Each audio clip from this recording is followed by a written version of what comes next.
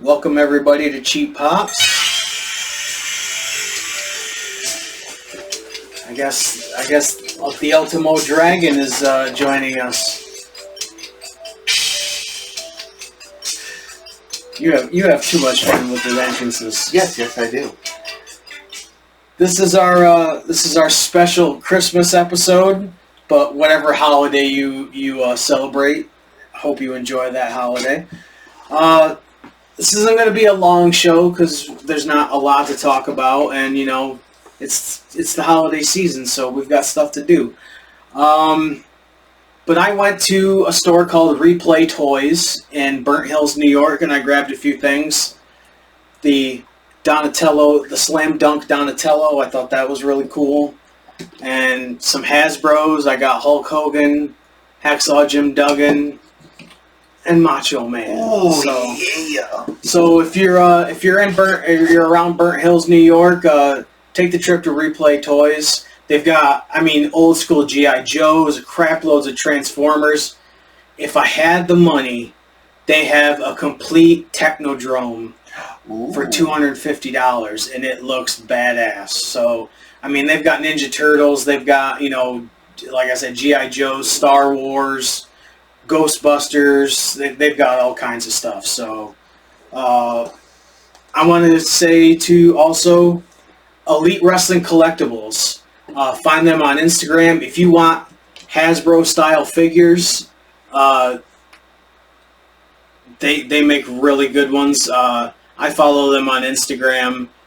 You can get like huge size ones. They have, like Greg the Hammer Valentine, and it just a slew of them, and they're coming out with them all the time. So check out Elite Wrestling Collectibles and Glory Days of Wrestling. Them on Instagram as well. I had my Team Canada Hacksaw Jim Duggan custom figure made. Careful with the head on that. I don't want it to pop off. And for my ECW display, a custom Joel Gertner, complete with the chest hair and everything. Well. Careful, the head on that one's really wonky too. So yeah, check those two out. They Glory Days of Wrestling puts out a lot of like old school wrestling stuff and does the custom figures. So, and if you want Hasbro style figures that look exactly like them and are the same size, awesome stuff. They don't come painted, so you'd have to paint them yourself or get somebody else to paint them. But the quality on them is just absolutely amazing. So, another thing I wanted to talk about. I'm already hot with this hat on. Bruce Pritchard on his Something to Wrestle was talking about Jim Johnston, and I think Jim Johnston belongs in the WWE Hall of Fame. Yes, he does. The iconic music that he came up with. And Bruce Pritchard was saying that eventually all of Jim Johnston's music sounded the same. I have to completely disagree with that. Now, granted, some of the music had the same guitar riff through some of them, but if you're telling me that like the Brood's music and Billy Kidman's music and the Oddities and Al Snow and Val Venus, if you're telling me that all that stuff sounded the same, like Booker T said, some of these guys just need to stop. Yes, they do. Just need to be quiet. Like, I like JR, but I think JR needs to kind of fade away. Bully Ray, he's all right on Busted Open, but some of these old timers that aren't willing to change with the times, I think it's time that they kind of, go bye-bye. But, bye-bye. And I don't know if you saw this, or I might have shown it to you, on the January 9th episode of SmackDown, Drew McIntyre versus Cody Rhodes, three stages of hell. And we were just talking about that last episode, that you need to bring back 3 stages of hell. Yep, because we had on the behind the hard camera, we had No Way Out 2001, which had the 3 stages of hell between Triple H and Stone Cold Steve Austin. So the fact that we were talking about it and now it's coming to fruition is awesome. It's coming! And great news. We talked about it on a prior episode. Jimmy Hart got his megaphone back. Yes. After it getting stolen at WrestleCade. So that's really good. The person that, did that, I don't know. I didn't see the story about what happened, but I saw the headline, and I'm glad that he got it back. Because that, to me, that you're not a wrestling fan at that point. No, you're just a fucking coward. Yeah. If you're going to steal Jimmy Hart's megaphone, and I saw somebody's like, oh, he only has one. I'm like, well, I'm sure he's, auctioned some off, or he's giving them to charity, or whatever, I'm wondering if the one that got stolen was custom made for him. Yeah, I'm sure it was, yeah. Also, we are going to an ISPW show on the 27th. And one of the main events is in a steel cage, The Grinch versus Santa Claus. Yes. That's going to be awesome. I can't wait to review that show. If you've never seen ISPW before, they are based in New Jersey, and they do shows like every weekend. And they bring in names sometimes, too. I don't know a lot of the people that wrestle for them because I only went to one show, but I'm sure it'll be good, and we will definitely review the whole thing. I think there's going to be 2 cage matches, and that'll be really cool to see. I mean, some of the cages we've seen at some of these indie shows have been kind of sketchy, but I don't know about it. ISPW, I've never seen, a cage match at one of those. The one that we went to in Vermont, that was very fucking sketchy. Yeah, it was. And I don't know if you've seen this, but I saw a little snippet of this. A movie called Wrecking Crew with Batista and Jason Momoa is going to be releasing on Prime Video on the 28th of January. So I'm kind of interested to see that, too. I had to show this just because it's Christmas, and I love the fact that I have this. The Christmas Bootios box from FYE back in the day, back when FYE was actually interesting to go to. I wanted to display it, but it kind of falls over, so I didn't do that. So you pulled out the PS3 lately. What have you been playing on the PS3? I started playing Saints Row 2. Okay. I have never played any of the Saints Row games, so but... And I will say this, there's more walk-in interiors for this than there was for Grand Theft Auto San Andreas. Okay, that's cool.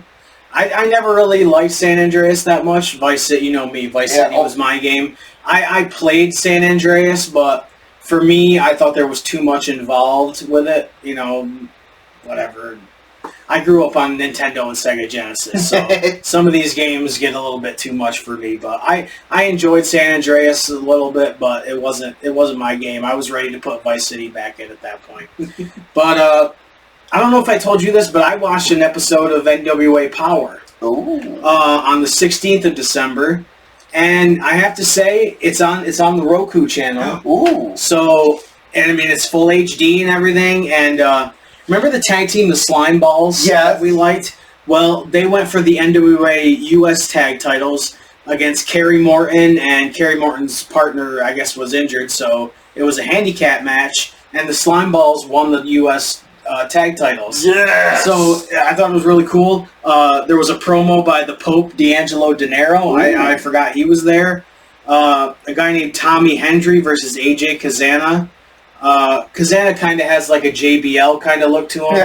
You know what I mean? I mean, he has a white, hat and like white, stuff, but he's got the full-on cowboy gimmick. So, and he got choked out. Henry got choked out with the branding iron, so AJ Kazana won. And then the goddamn branding iron. Yeah, I know, right? And number 1 contenders match for the NWA title. Tom Latimer. He was Bram in Impact back in the day against Trevor Murdoch, and Trevor Murdoch had Mike Knox with him. Wait, where the fuck is Terry Funk with the flaming branding iron? Well, he's dead, so I don't know. And Eric Smalls was the guest referee. He's a little person, so that was kind of funny. I thought it was a good match, and Latimer ended up becoming the number 1 contender. I actually really enjoyed this show. It was only like 45 minutes long. So that makes it even easier. Because some of the shows are getting to be a slog to get through, you know. And now SmackDown's going back to 3 hours, so that's gonna be, there's going to be a lot of fast forwarding through SmackDown on the DVR. So, but I really enjoyed it, and I think I need to watch NWA more. I kind of want to get into what they're doing, and the Slime Balls are a fun tag team, so I really want to. Oh, look, behind the hard cam, it's your favorite person, Vince. Yeah, Vince. Yeah. Since it's the Christmas season and I had a little extra cash, I bought myself a early Christmas present. It is the AEW Game Used Edition. 1 pack per box, 7 cards per box, but guaranteed at least 3 hits per box. Ooh. So it's the hobby edition. So I'm gonna open it right now. See what we got. Where's the? Okay. Oh, see, now they got the box taped too. What's wrong? Bastard. Yeah, no. Guess they don't want anybody getting in. There really is just 1 pack per box, so that's pretty cool. I have enjoyed the AEW figures. I think Upper Deck does really good figures. Unlike Panini for WWE, those cards sucked. And now that Topps has WWE again, I'm really happy. The pack is defeating me, so I'm gonna. 1. Let's see. Satnam Singh. I'll post pictures of these. Satnam Singh, Camille's rookie card. Ooh, Ruby Soho, AEW Banner Year. Hologram trading card with a piece of a decorative banner certified to Upper Deck. Been used at Wrestle Dream. That's cool. Oh, that is freaking cool. AEW Ring Blends. Adam Copeland, 30 of 35. Trading cards with match used memorabilia certified by the Upper Deck to be used in an AEW event. Ooh, nice. And an autograph Action Andretti. I mean, that's pretty cool. So, and a numbered card, 20 of 99 for Kyle Fletcher. So I got 4 hits in 1 box. That's nice. Yeah, so I think that's really cool. I mean, there's only 7 cards per box, but still, to get an autograph and those 4 out of 7. Right, and to get something that was used at Wrestle Dream and then, you know, something that Adam Copeland used at a paper or an event, I think that's really cool. Do you want to go into your next picks, or do you want to open the mystery box first? Mystery. All right, I'll let you do it. Just don't cut too deep, because I don't want the what's inside. Now this is from Ringside Collectibles. I kind of wanted to. I looked on the internet for mystery boxes and stuff like that we could open on the show, and this came up. So I really want to see what's in it.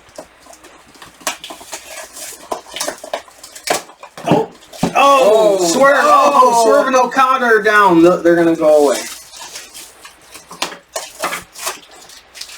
And if you stuck with us this far, this hasn't been that, exciting, but, And I want to say thank you to JB's Trading Cards for telling me about that box. Ooh. What do I got? Oh, Thunder Rosa, 1 of 3,000 edition. AEW in a protector already. That's awesome. Ooh, you got a mystery one. Ooh, a vault one. Okay. And these are mine since I paid for this box by myself. But let's see what's in this one. I think this is supposed to be a Ring of Honor figure. Ooh. I'm kind of hoping for Jay Briscoe. That would be badass. But right. Let's see what it is.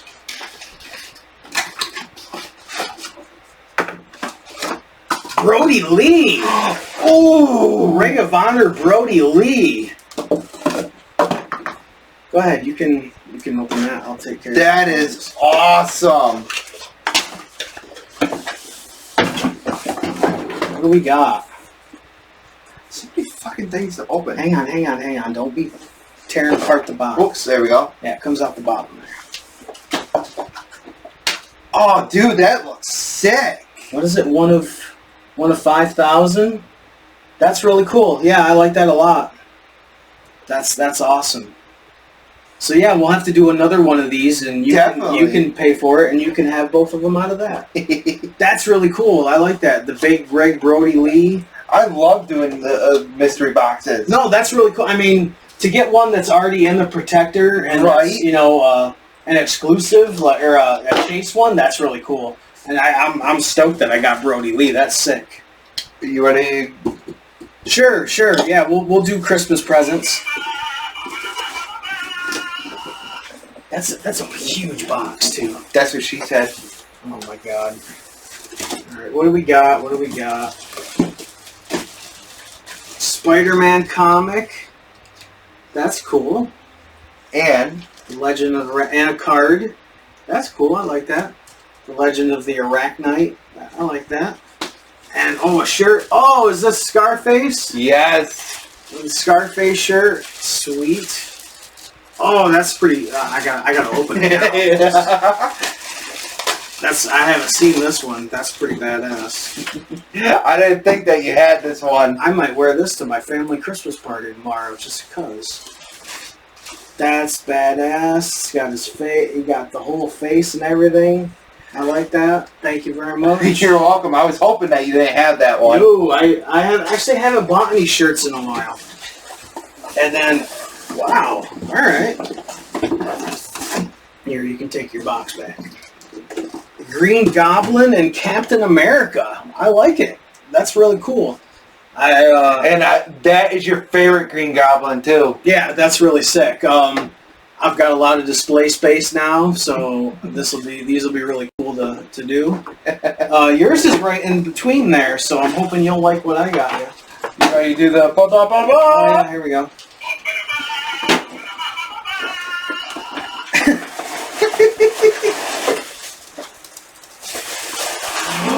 Woo! The Ric Flair, one of 5,000 Chase edition. Yeah, the fucking love it. I knew you'd want that. So. Yeah. I know you said you wanted both of them if you got the chance. So. This one is actually coming out of the box because I'm putting the WCW World Title belt around here. There you go. Yeah, it's the pink with the pink robe. So I'm hoping you like the next thing. The Chase, I am probably going to put in a protector. Yeah. This one, I saw it and I had to get it for you. I thought this was really cool. I actually was thinking about getting this, and I am so glad you got it for me. G.I. Joe Sergeant Slaughter. Now, I got that at Replay Toys, and I'm looking and I'm like, please be two. And luckily they had two, so I got one for me too. So, yeah, so I'm glad I was hoping you'd like that. So I freaking love it because this was on my wish list from Amazon. Oh, sweet. So, good. I'm glad. So, thank you for all the stuff you got me. That's awesome. You're welcome, bro. I showed this on the last episode as part of my Dave's Faves, but this one I definitely want to put in a protector. Yeah, for sure. He-Man and She-Ra Christmas Special. I got Ring in the Holiday, the WWE DVD hosted by Mick and Noel Foley. Nice. Inspector Gadget Saves Christmas. They have that one on Peacock. Yeah. The not the Inspector Gadget, the Ring in the Holidays. Oh, okay. And then, I mean, of course, National Lampoon's Christmas Vacation. You can't go wrong with that. And holy shit! Where's the Tylenol? Pee-wee's Playhouse Christmas Special. Stuff I'm gonna watch tomorrow because it's Christmas Eve. But yeah. So, and also I wanted to do a couple other things that I bought. I thought I was looking at the Transformers line, and I really don't like it. The crossover with Transformers and Masters of the Universe, but Masters of the Universe with Thundercats, Battle Catman. Awesome. That's fucking awesome. I want to get the Lion-O one too because that one looks pretty badass. And this was random as hell. I love random Ninja Turtle villains. Chrome Dome from the original animated series. I'm so glad that you loved the thing I got you. Was it last year? Of Ninja Turtles, the 4-pack, and we're all wrestlers. Yeah, no, I love that. That's never coming out of the box. And then these I am so happy for. Demolition, Axe and Smash, the new Elite ones. They're my favorite tag team. These are so badass. The one thing I want to say to Ringside Collectibles, though, is just one layer of bubble wrap. I mean, they were literally like this in the box.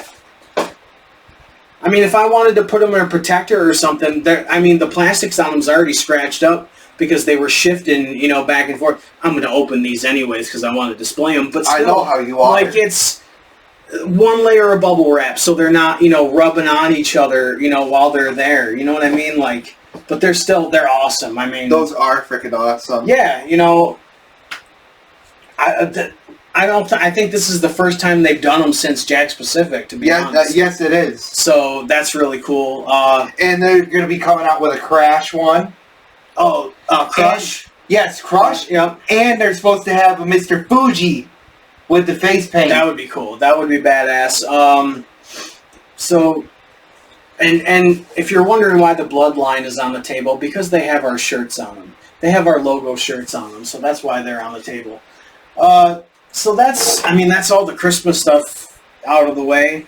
And mystery boxes, which, awesome, and trading cards and everything, so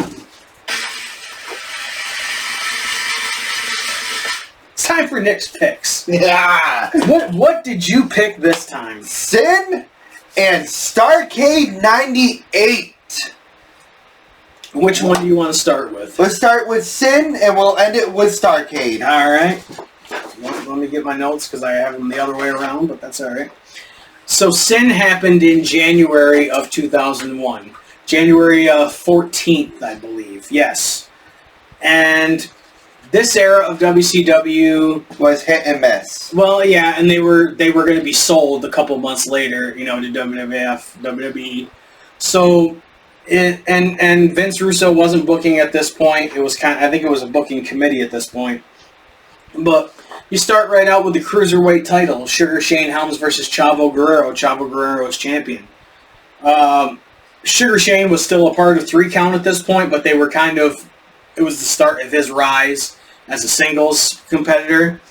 And he really has came into his own. Yeah. Especially with the Hurricane. Yeah, when he became the Hurricane. But the Sugar Shane thing was actually pretty cool. A lot of the stuff he was doing was innovative, so I really like that. I've never been impressed with Chavo, and he's in Eddie's shadow. What are you going to do? You're never going to be as good as Eddie Guerrero, unfortunately. I never saw much of Chavo Sr., back in the day. I've never really watched some of his old stuff, so I don't know how good he was. But Chavo Guerrero retained the Cruiserweight title. I mean, it was a good match. I mean, the Cruiserweights at this point was hit or miss, totally. Then they did brother versus brother, Reno against Big Vito. This was... The undercard had a lot of people in it at this point. They just had so many people under contract at this point. It was crazy. I like Big Vito. We met Big Vito. Yes. The whole thing with him wearing a dress in WWE was kind of stupid, but whatever. The Mama Lukes with Big Vito, I love that stuff. That stuff was great. Especially when they called him Tony Marinara in WCW. Oh my fucking God. Tony Mama Luke and Disco Inferno and, Johnny the Bull. I love that stuff. I thought that stuff was great. Reno won with his roll the dice move, which is like a reverse, crossroads kind of thing. So, whatever. This match I really, really liked. The Young Dragons versus Jamie Noble and Evan Courageous. And the Young Dragons had Leia Meow. If you don't know who Leia Meow is, she was Kimona in ECW. And the pay-per-view before, the triple threat tag team ladder match was really good. Yeah, it was Starrcade. Yeah, it was the Young Dragons, 3 Count, and Courageous and Noble, right? Yep. Yeah, so, I mean, at this point, these young guys, they were going all out, and this was AEW before AEW. This was the Young Bucks before the Young Bucks. You know what I mean? It was crazy. But a small package got a win for the Young Dragons. So, it's funny for me. And then the next match for the commissionership, Mike Sanders versus the Cat. The Cat had Miss Jones with him. I don't know about you, but I thought Mike Sanders was a really good heel. Yes, he was. He could talk really well.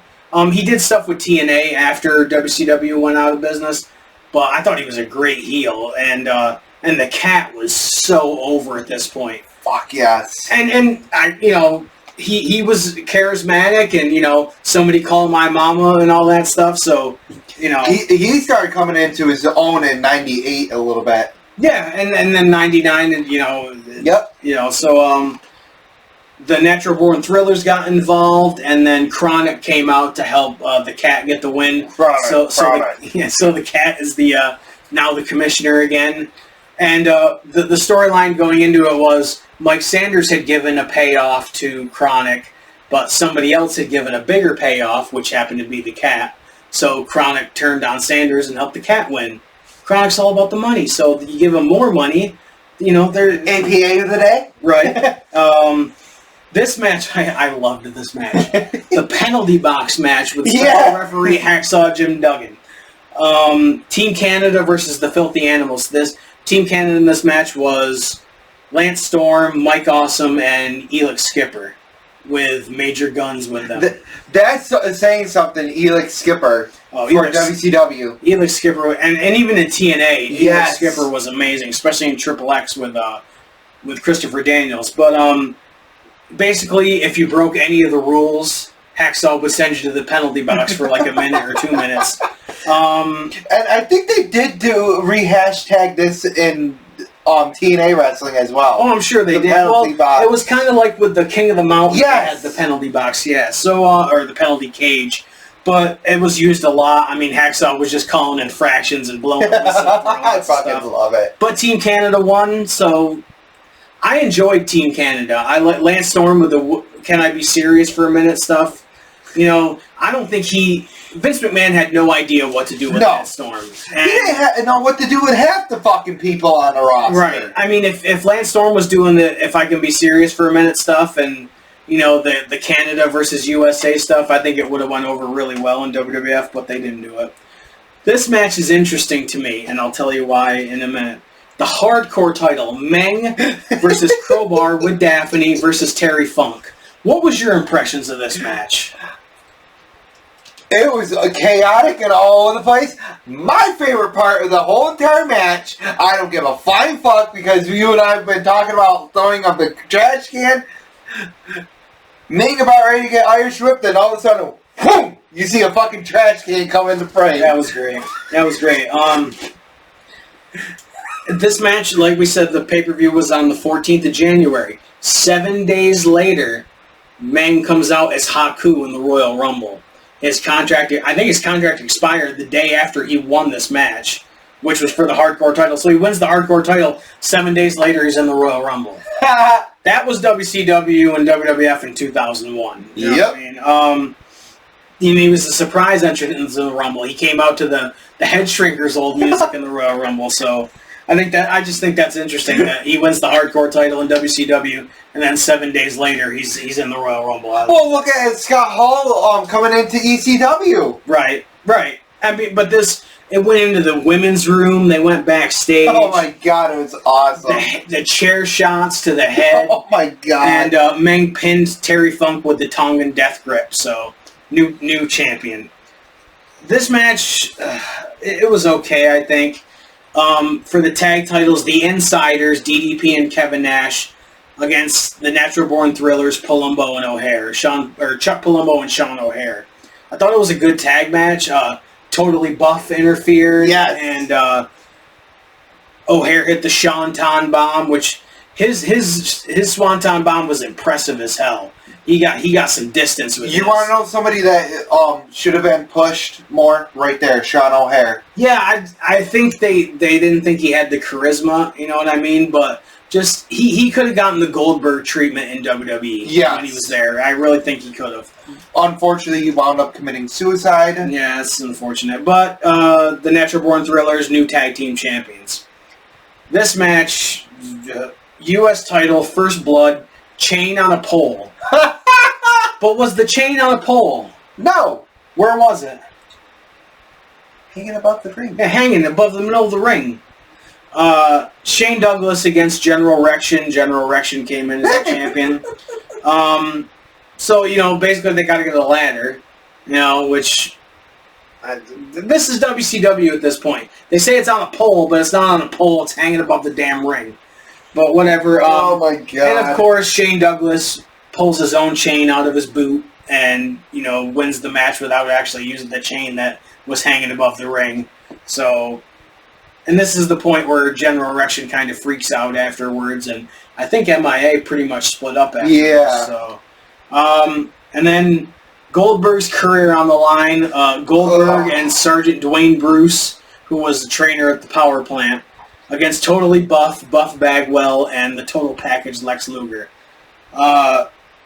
They had a fan mace Goldberg outside the ring, and Goldberg got pinned, and his career was over. So, I mean, they were going to have Goldberg come back at some point. I mean, he's making millions of dollars off his contract. Yeah. There's no way that they're going to keep him on the sidelines for too long.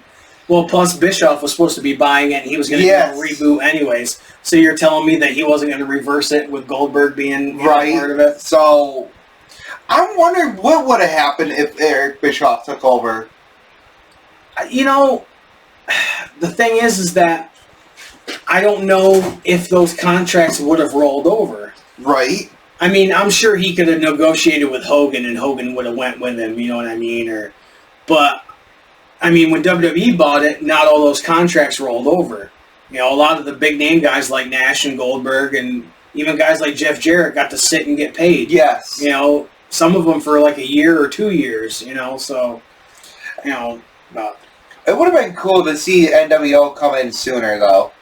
Or Goldberg come in sooner. Yeah, that's the thing. The invasion, some of it was good, but a lot of it sucked because they didn't have the big names, so, you know. But then the main event of Sin, a four-way for the world title, Sid versus Scott Steiner versus Jeff Jarrett versus a Mystery Man. And the Mystery Man did not come out until the match was almost over. Steiner and Jarrett concentrated on Sid, you know, through most of the match. And if you ask me, they should have switched right immediately as soon as Sid got hurt. Yeah, if you've never seen what happened in this match, Sid gets up on the second rope and jumps off with one foot in the air and lands on the other one, kicks Steiner, and his leg just goes in like a Z. It was sick. Yeah. It was just hanging there by a thread. And he's laying in the middle of the ring while they're still trying to do the match. And, you know, you can tell he's telling the ref that he's hurt, you know, and Steiner's like kicking him in the head and all that stuff.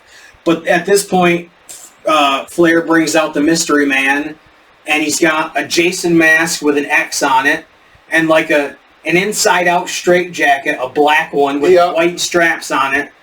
And who is it? Well, it's Road Warrior Animal. Yeah, Road Warrior Animal.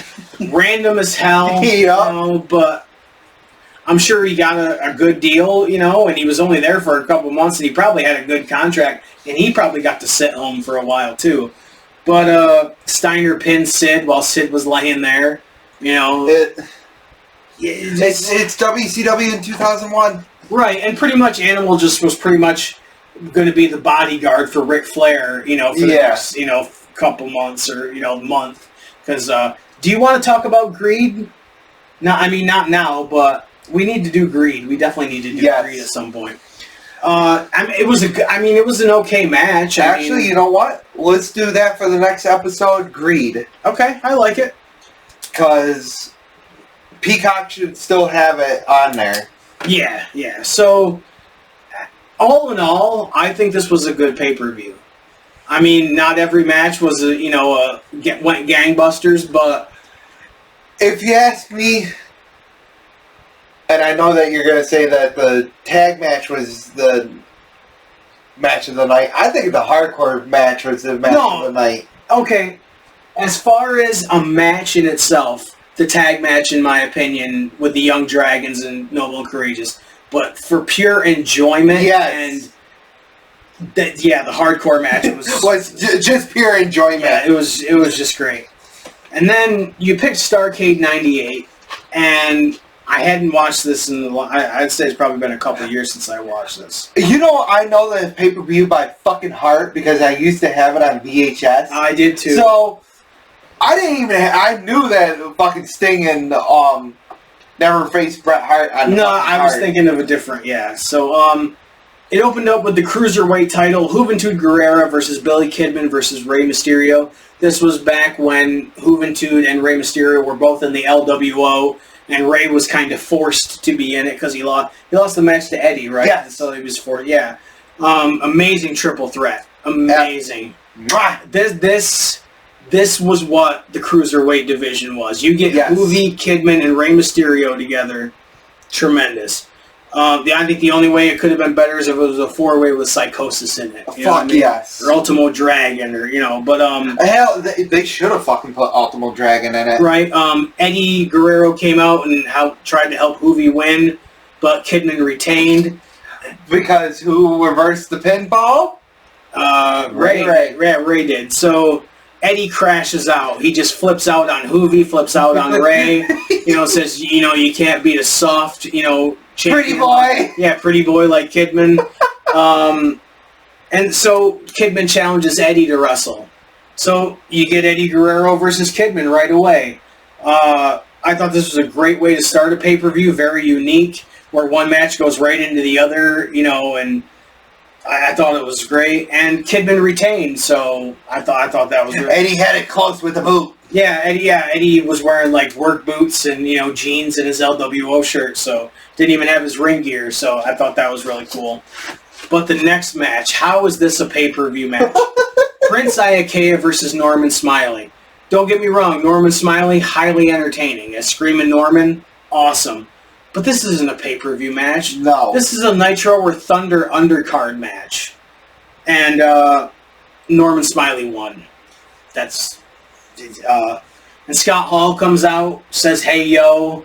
Says, 98 hasn't been a good year for him. Says 99 is going to be my year. I don't think it was needed on a pay-per-view, but, whatever. I think it was them just bringing them back in. Right. No, it made sense. I mean, it made it feel like a Nitro. Yes. You know what I mean?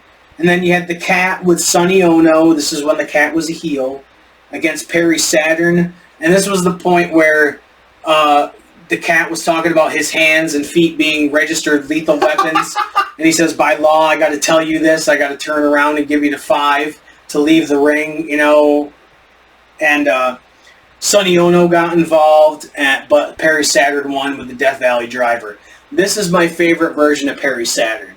He's got the trunks, and it's minimal Perry Saturn. He's not wearing, like the chains and stuff that he would wear later on after the matches with Jericho. And this was before he started getting injured and stuff too. And of course, WWF never knew what to do with him either. So, but like I said, Vince didn't know what to do with half the fucking people. I think it was very entertaining though. And then this is one of my favorite parts of the whole show. Ric Flair doing an interview with Mean Gene in the aisleway, and Flair just, mean by God, Gene. That stuff was so awesome. And this was when Flair had just come back, like a couple months beforehand, and it was just a fired up promo by Ric Flair. And when Flair got, fired up, it was awesome. So especially when he started taking off his clothes, and when he come back from commercial, he'll be naked. Yeah, that stuff was great. And then I wrote this one. How is this a pay-per-view match? Fit Finlay and Jerry Flynn versus Scott Norton and Brian Adams of the NWO with Vincent. This is a Thunder match. This is totally a Thunder, and nothing wrong. Finlay, awesome wrestler. Scott Norton, great, good wrestler. Brian Adams, always been one of my favorites ever since he was Crush. But that's not a pay-per-view match. No. There was no story leading into that. Especially with Jerry Flynn being involved. What did the NWO care about Jerry Flynn and Finlay? But the NWO won, so whatever. Do you remember what the TV title match was?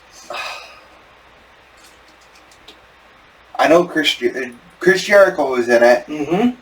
I can't remember who the fuck the TV champion was. Conan. Oh, yeah. And this was peak WCW Chris Jericho with Ralphus.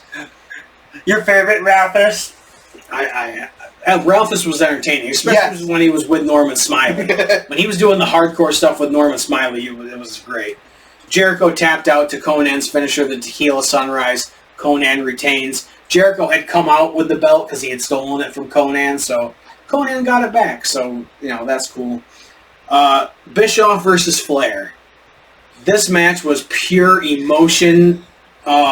So well built up. If you don't know the story, in April of that year, Flair wanted to go see his son Reed compete in a national wrestling championship, amateur wrestling championship, and I guess he had gotten the permission, but Bischoff wanted him to be on Nitro or Thunder or something. And Flair said, "No, I'm not leaving. I got it approved, and now I'm not leaving." So Bischoff, he didn't fire him, but suspended. Yeah, suspended him, and there was lawsuits back and forth and stuff. But Flair ended up coming back in September and reforming the Four Horsemen and everything, and that led into the Bischoff, Flair match. Flair dominated this match, with chops and all that stuff, and locked on the figure four, and then who ran out with a foreign object to help Eric Bischoff? What? Oh, Kurt Hennig. Yep. And he gave him knucks, like the stuff wrapped up in tape that they put on their knuckles, and Eric Bischoff won, which, whatever. That's okay, because the next night, I'm not sure, Ric Flair won. Yeah, and he became president of WCW, which was an awesome storyline. I'm actually in the middle of watching that with Nitro, with him and Eric Bischoff going back and forth. Yeah, I haven't watched any of that stuff in a while. I should. Hopefully, that stuff will move over to Netflix. Hopefully. It's leaving Peacock. But DDP versus the Giant. This is 2 months before the Giant, or 3 months before the Giant goes to WWF and becomes the Big Show. I thought this match went too long.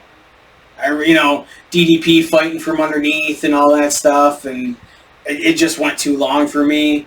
Bret Hart came out, was going to hit DDP with a chair, but bastard! And he hit the Giant with the chair, and it was a pretty stiff shot. And then DDP hit Bret Hart with a low blow. Bam! And how did DDP win the match? The diamond cutter off the top rope. In the midst of a choke slam off the top rope. He turned it into a diamond cutter. Awesome. Just awesome. I think one of the best diamond cutters he ever did, to be honest. The one day he did to Eddie Guerrero was pretty awesome. Oh, he had him up in for a power slam that he... yeah, no, that was a really good one too. He had so many variations, it was great. And then the world title, Kevin Nash versus Goldberg. Goldberg coming in as champion. This is my favorite Kevin Nash match. And for all those people that, say, that the NWO splitting up wasn't good, go back and watch this era of the NWO Wolfpack and tell me that was a bad decision. It might have been a bad decision for the black and white, because you had like Bryan Adams and lower tier guys in that. Yeah. But the Wolfpack was on fire. Fuck yes. On fire. I mean, those shirts were out. The red and black was outselling the black and white. So, and they had the cool factor. You had Nash and Conan and Macho Man was there, and you had Tomato Face Sting. Yeah. And Lex Luger. But whatever. Disco Inferno and Bam Bam Bigelow both got involved. Disco was kind of like an honorary member of the Wolfpack at this point. Not really. He was just basically a stooge. But Scott Hall comes out wearing an event security shirt. Can I say it? Yeah. He stunned the fuck out of Goldberg. Yeah, he used the cattle prod and stunned Goldberg.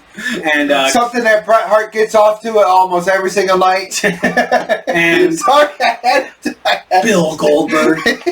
So Kevin Nash, powerbomb, jackknife powerbomb, new champion. The streak is over. Goldberg's no longer champ. And then the next pay-per-view, it sold out. There was a ladder match with the taser hanging above the ring. Scott Hall against Goldberg, which is actually a pretty good match as well. So the Outsiders end up being back together, which is great. You got anything else going on that you want to, anything you're watching or anything you're playing that? No.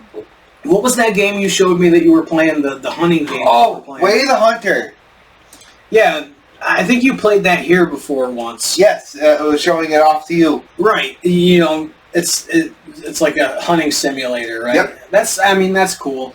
I haven't played any games in a long time, and I keep saying I really need to. You fucking do. I do. The last thing I wanted to talk about before we close up, because this is longer of a show than I thought it was going to be. AEW is having their World's End pay-per-view this weekend on the 27th. It'll be the Continental Classic semifinal, Takeshita versus Okada. I think that'll be an amazing match because it seems like Okada has been trying harder lately. And then another Continental Classic semifinal, Kyle Fletcher versus Jon Moxley. And then they'll do the Continental Classic finals. I kind of think it's going to be Okada and Kyle Fletcher. And I think Fletcher's going to win. But that's just me. This match, I don't know where Will Audrey interfere? I don't know. If you get that reference, thank you. I know that you probably will. Yeah. This match, I don't know where this match came from. It might have been announced on Collision or something that I just didn't see. Darby Allin versus Gabe Kidd. I don't really care about that match. Chicago Street Fight for the tag titles. Do like Darby Allin. I like Darby. Just this kind of seems out of nowhere, FTR, the champions, versus the Bang Bang Gang of Juice Robinson and Austin Gunn. I'm sure that'll be a really good match. Women's tag titles, the Babes of Wrath versus Mercedes Moné and Athena. I don't really care about Mercedes right now, but I'll watch that match just because I like Harley Cameron and Willow Nightingale. So, and then for the women's title, Chris Statlander versus Jamie Hayter. I think that'll be a really good match. And then a four-way for the world title, Samoa Joe versus Swerve Strickland versus Adam Page versus MJF, who is cashing in his opportunity at a world title. So I think that's going to be a good pay-per-view. I wouldn't be surprised if they add another match, leading up to it, but I think that's a pretty good card. I think the Continental Classic matches will be really good, other than Moxley being involved, but, whatever. I think it'll be good. I don't know what else. I want to watch more NWA. I kind of want to catch an episode of Evolve on Tubi. I haven't watched that yet. We'll talk more NXT because you've been watching some of that. Yes. I'll watch another episode of NWA Power. Something I want you to watch because I'm going to watch it. We need to review an episode of JCW Lunacy off of YouTube. Yes. Because your favorite Vince Russo is writing for him now, so I want to see what. But I watched JCW back in the day when it was Juggalo Champion shit wrestling, and it was kind of a parody of wrestling. But now it's really a legit promotion now. And I think they have episodes every week on YouTube, so I definitely want to check that out. So we'll talk about that as well. Anything else you can think of other than Greed that you want to? I might have to get back to you. Okay. With it. Thank you for checking out our Christmas episode. I know it wasn't really Christmassy, but we did some gifts and all that stuff, and we got Lounging Deadpool and Clark Griswold and Group, and we got Saint Mick and Danhausen. So Cheap Pops. And we got the Bloodline. Yep. At Cheap Pop Show on social media. Facebook and Twitter's X is where I mostly post stuff. I said this last time. We do have TikTok videos that I got to edit and put up there. But check out our Halloween one. It's kind of short, but I think That's what she said. Our stuff, not to me. We do goofy videos for our TikTok and stuff just to have fun. cheappops.redbubble.com for merchandising. We have T-shirts and stickers and all kinds of stuff with our logos, and we have our original logo. We have like a Double Dare inspired logo. a Blow Pop inspired logo. Instead of Blow Pops, it says Cheap Pops. And I got to send you some of the revamp ones I did of our original logo. Yep. That you we like. have the Nick's Picks logo on there. I'm going to put the Dave's Faves one on there. We have our G.I. Joe inspired one. We got a lot of good logos. He's talking about this logo. Yeah, the Dave's Faves ones. That's a Fall Brawl style logo. Like, subscribe, comment. Let us know what you think. If we suck, let us know we suck. And if you do think we suck, just got 2 words for you. Suck it. So follow our social media and just let us know what you think.